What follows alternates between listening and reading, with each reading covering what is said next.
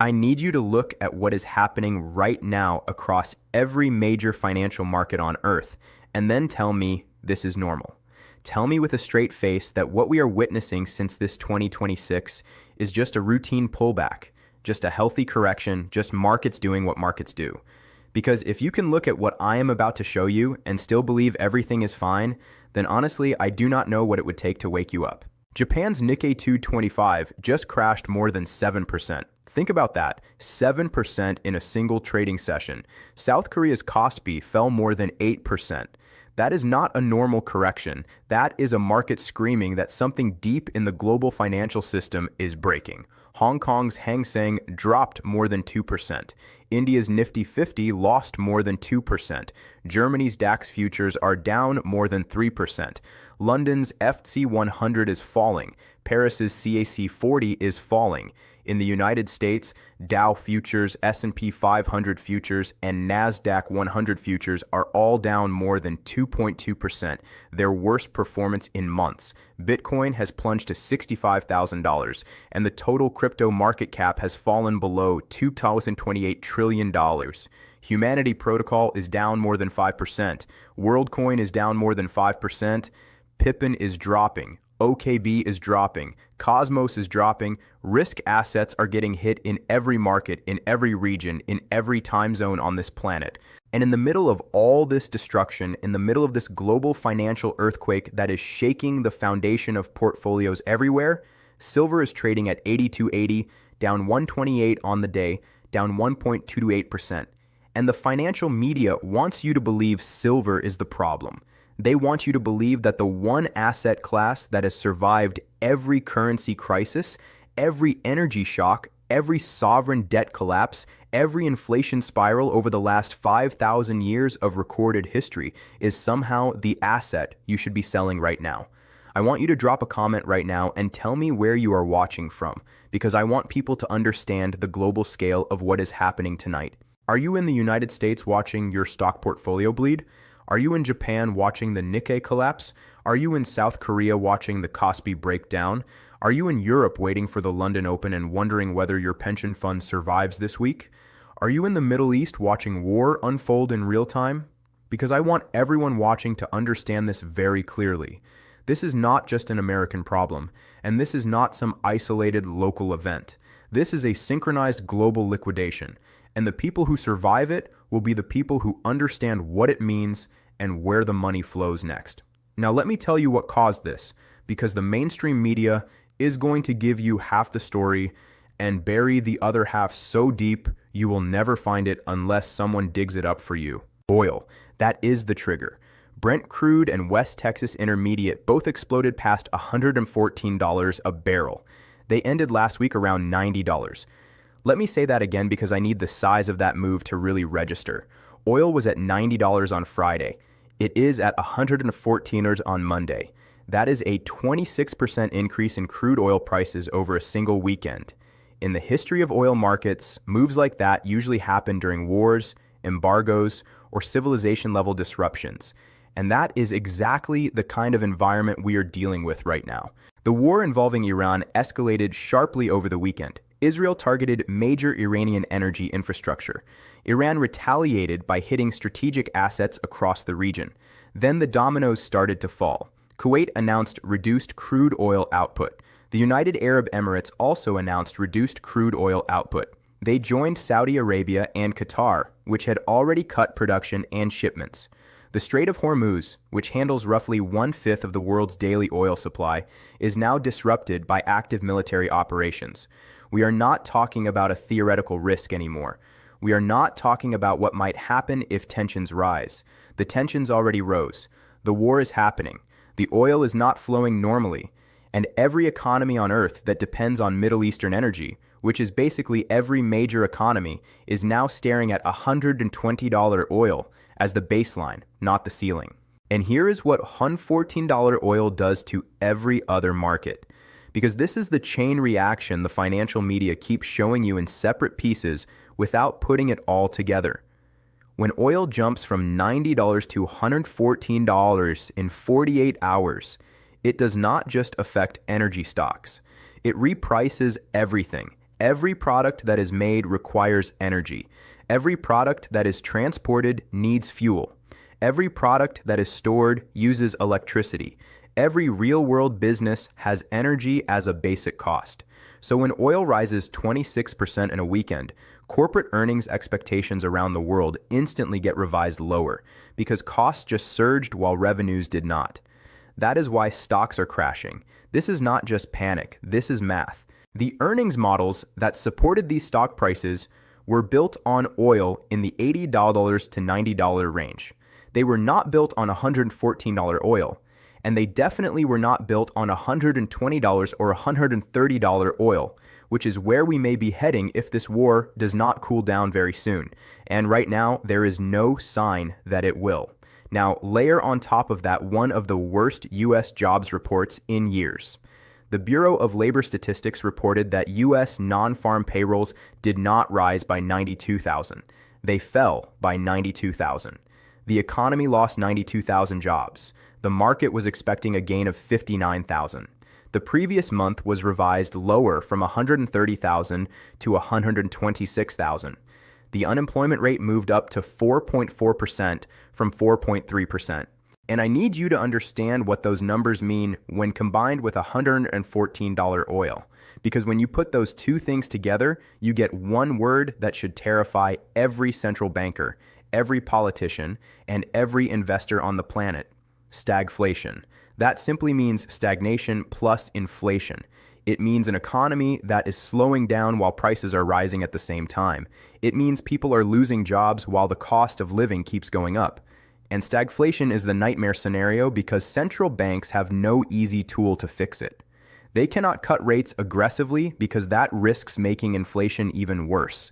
They cannot raise rates because that would crush jobs further and push the economy toward a much deeper recession or even depression. They are trapped.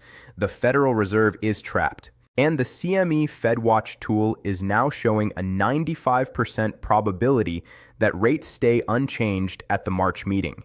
In other words, the Fed is likely going to sit there and do nothing while the economy burns from both sides. Tell me in the comments, does the Federal Reserve have any credibility left? Because I remember when they told us inflation was transitory in 2021. I remember when they told us the banking system was sound in 2023, right before 3 banks collapsed in a single week. I remember when they told us they had the tools to manage any economic situation. Well, here's the situation. 92,000 jobs lost, oil at $114, unemployment rising, inflation about to surge from energy costs, a war in the Middle East with no clear end, and stock markets falling across every continent. What tool fixes that, Jerome? What rate adjustment solves a supply-side energy shock while the labor market is falling apart? The answer is none. There is no tool. There is no magical rate. There is no clean policy response. The Federal Reserve is not in control here. At this point, it is just another spectator watching the same disaster the rest of us are watching. The difference is that they are supposed to have solutions, and right now they have nothing. I track these overlapping market sessions and the data coming out overnight so you can understand the full picture before the mainstream media even writes its first headline. If this kind of real-time global analysis helps you understand what is going on, share this video right now. Send it to someone sitting in stocks or crypto wondering what just happened to their portfolio. Because the algorithm does not naturally push content like this, and the only way it reaches the people who need it is if you push it there. Now let me connect all of this to silver, because this is where the whole puzzle comes together, and the picture it creates is so bullish it almost sounds unbelievable. Every major market is falling right now. Stocks are falling because $114 oil crushes earnings. Crypto is falling because the rate cuts crypto traders were hoping for are not coming if inflation is surging. Bitcoin at $65,000 is far below its highs, and the whole crypto market is bleeding because the 2026 crypto narrative depended on the Fed cutting rates and adding liquidity. Instead, the Fed is frozen while inflation speeds up. Bonds are falling too. The 10-year Treasury yield surged to 4.21%.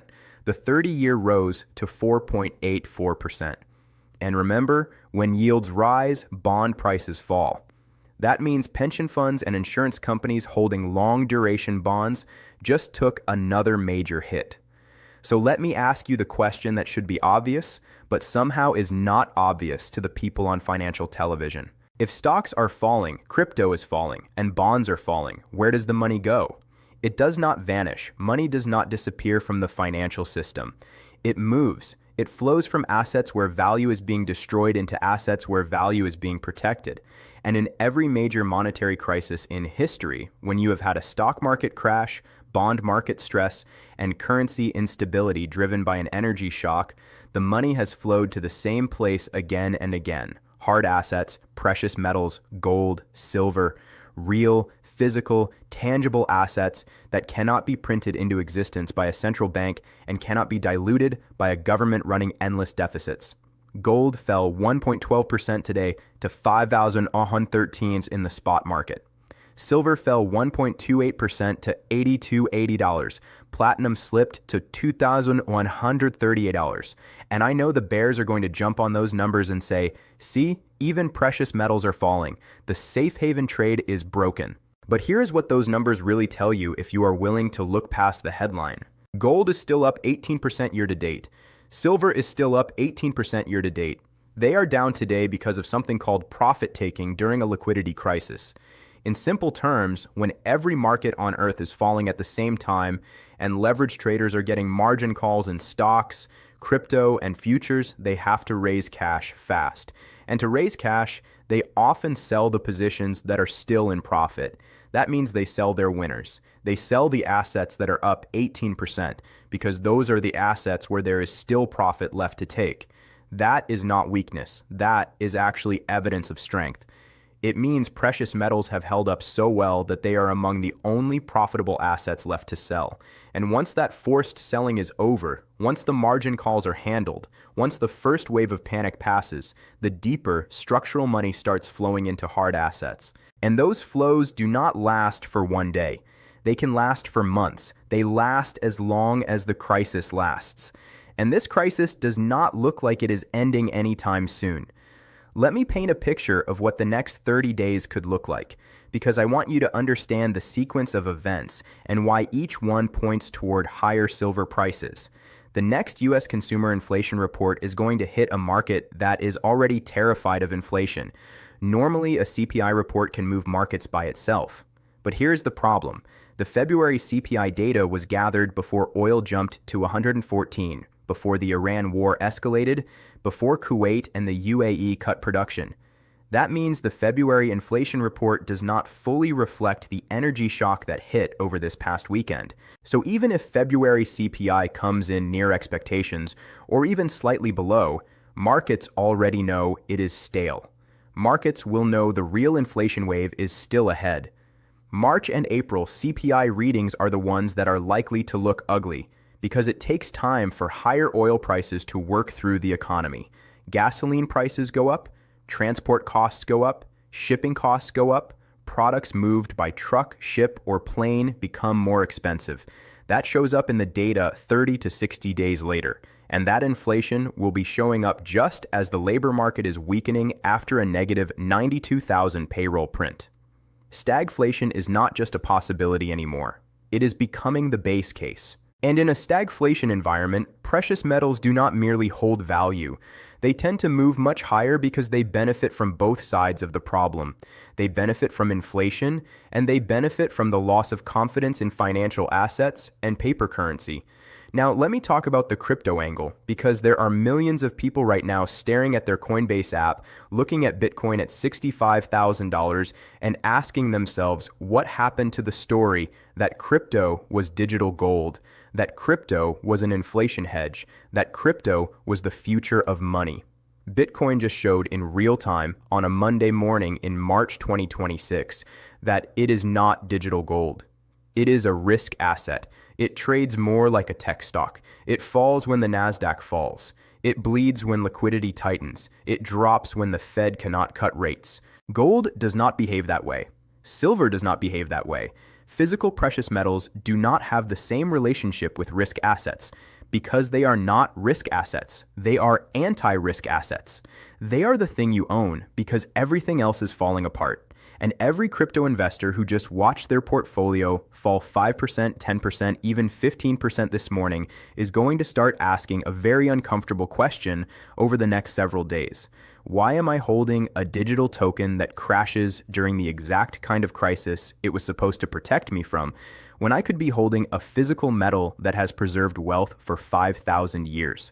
And when even a small share of that $2.28 trillion crypto market decides to rotate into precious metals, the impact could be enormous. If just 5% of crypto capital tried to move into physical silver, that would be more than $100 billion of demand. The silver market cannot absorb that. It probably cannot absorb 50 billion. It may not even be able to absorb $10 billion without the price going parabolic, because the physical supply simply is not there. The COMEX has around 86 million registered ounces. The annual silver deficit is projected between 67 and 100 million ounces. More than 70% of silver supply comes as a byproduct of copper and zinc mining, which means supply cannot quickly ramp up just because the price goes higher. In other words, supply is locked. Demand, meanwhile, is about to surge from multiple directions at once, and the price is sitting at $82.80 because of a one-day wave of profit-taking that the financial media is trying to frame as the end of the bull market. It is not. There is one more piece to this puzzle, and it may be the most important one of all, and it is the part almost nobody is talking about. The Iran war and the stock market sell-off create a very specific political dynamic in the United States that could determine whether this crisis lasts for weeks or for months. A number of analysts are pointing out that Donald Trump has historically been very sensitive to stock market performance. He tends to view the market as a scorecard on his leadership, and when the market sold off sharply after his Liberation Day tariffs last year, he reversed course within days because he could not tolerate the political damage from the headlines. So if stocks keep falling this week, if the Dow drops another 5% or 10%, if the S&P 500 moves deeper into correction territory, there is a real possibility Trump pushes for some kind of de-escalation in the Iran situation simply because the market reaction becomes too painful politically. And if that happens, if we get a ceasefire or even serious negotiations, oil would likely fall, stocks would likely rally, and at least part of this immediate crisis would ease. But here is what that would mean for silver. And this is the part the bears completely miss. If the war cools down, oil falls, and stocks bounce, then the Federal Reserve suddenly has room to cut rates because the immediate inflation threat from energy begins to ease. And when the Fed cuts rates, the dollar tends to weaken. And when the dollar weakens, precious metals priced in dollars become cheaper for buyers in the rest of the world. So if you combine lower rates, a weaker dollar, and a weakening labor market, you get a loose monetary environment in a struggling economy. And that is exactly the kind of setting where precious metals can go vertical. So here is the powerful irony I need you to understand. If the war continues, oil stays high, inflation surges, the economy stagflates, and silver can run to $150 because it becomes the ultimate stagflation hedge. If the war ends, oil cools, the Fed cuts rates, the dollar weakens, and silver can still run to $150 because lower rates and a weaker dollar are two of the strongest tailwinds precious metals can have. Silver wins in both scenarios. The path may be different, the timing may be different, but the destination can be the same. And that destination is triple digits and beyond. Citigroup has a $150 target on silver for the second quarter of 2026. JP Morgan is projecting $81 as a floor.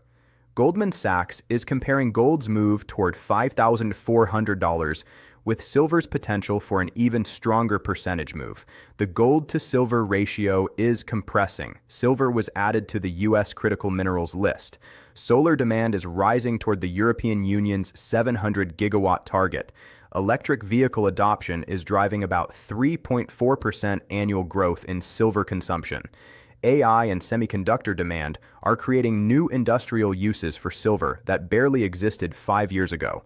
And COMEX is sitting there with roughly 52.66 million ounces designated for delivery, while a 67 to 100 million ounce annual deficit is coming straight at it.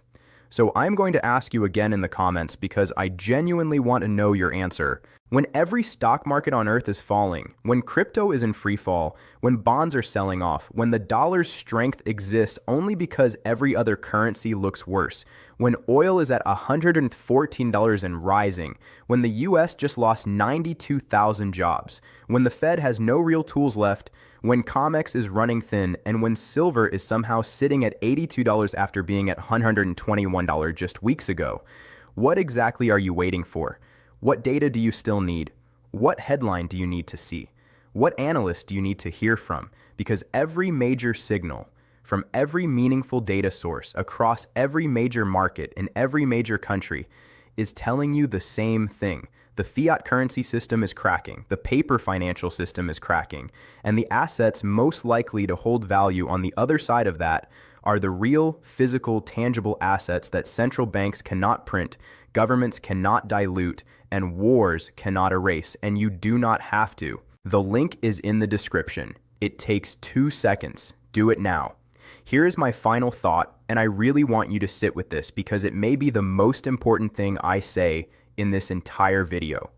We are watching live on a Monday morning in March 2026, the exact moment when the global financial system is finally being forced to confront a reality it has tried to avoid for years. That reality is this: you cannot run a global economy forever on printed money and borrowed time. You cannot ignore the fact that energy is the base layer of everything. And when the energy supply is disrupted by war in one of the most important choke points on Earth, every financial asset built on the assumption of cheap and abundant energy begins to crack. The reality is that a labor market losing 92,000 jobs while inflation is accelerating is the textbook definition of an economic death spiral.